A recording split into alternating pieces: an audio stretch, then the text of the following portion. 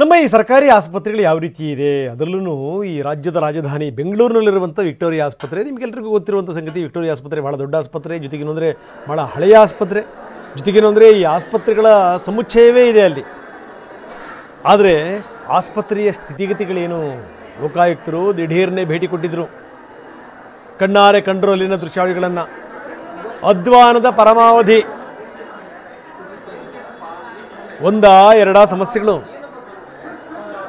ಜನರ ಜೊತೆ ಮಾತಾಡಿದ್ರು, ಸಮಸ್ಯೆಗಳನ್ನು ಕೂಡ ಲೋಕಾಯುಕ್ತರು ಆಲಿಸಿದರು.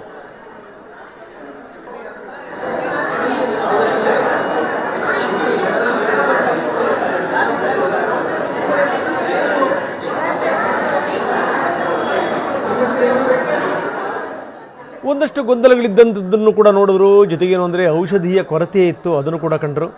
ಎಲ್ಲವನ್ನೂ ಕೂಡ ವಿವರಿಸಿ ಅಲ್ಲಿನ ಅಧಿಕಾರಿಗಳಿಗೆ ಲೆಫ್ಟ್ ಆ್ಯಂಡ್ ರೈಟ್ ತಗೊಂಡ್ರು. ನೋಡಿ, ಔಷಧಾಲಯ ಮತ್ತು ಉಗ್ರಾಣ ಅಲ್ಲಿ ಹೋಗಿದ್ದಾರೆ, ಅಲ್ಲಿ ಹೋಗಿ ಎಲ್ಲವನ್ನು ವಿಚಾರಿಸ್ತಾ ಇದ್ದಾರೆ.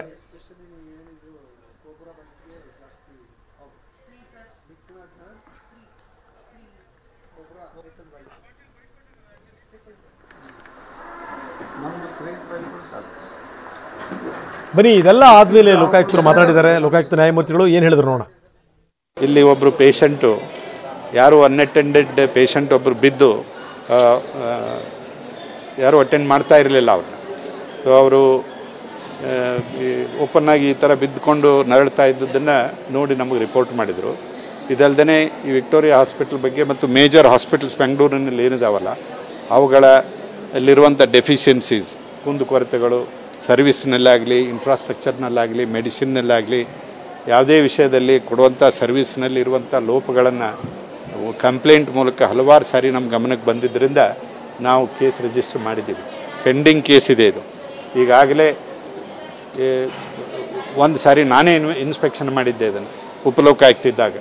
ಸೊ ಅಲ್ಲಿ ರಿಪೋರ್ಟ್ ಎಲ್ಲ ಕೇಳಿದ್ವಿ. ಇಲ್ಲಿ ಸೂಪರಿಂಟೆಂಡೆಂಟ್ ಎಲ್ಲ ರಿಪೋರ್ಟ್ ಹಾಕ್ತಾಯಿದ್ರು. ಮೆಡಿಸಿನ್ ಡಿಸ್ಟ್ರಿಬ್ಯೂಷನ್ ತುಂಬ ಅತೃಪ್ತಿಯಿಂದ ಕೂಡಿದ್ದಿತ್ತು, ತೃಪ್ತಿಕರವಾಗಿ ಇರಲಿಲ್ಲ. ಯಾಕೆಂದರೆ ರಿಜಿಸ್ಟರ್ ಮೇಂಟೈನ್ ಮಾಡಿರಲಿಲ್ಲ. ಯಾವ ಮೆಡಿಸಿನ್ ಯಾವ ರೋಗಿ ಕೊಟ್ಟಿವಿ, ಕೌಂಟರಿಂದ ಏನು ಮೆಡಿಸಿನ್ ಕೊಟ್ಟಿವಿ ಅನ್ನೋದನ್ನು ರಿಜಿಸ್ಟರಲ್ಲಿ ಎಂಟ್ರಿ ಆಗ್ತಿರಲಿಲ್ಲ. ಹೀಗಾಗಿ ಅಲ್ಲಿ ಮಿಸ್ಅಪ್ರಾಪ್ರಿಯೇಷನ್ ಆಗುವಂಥ ಹಲವಾರು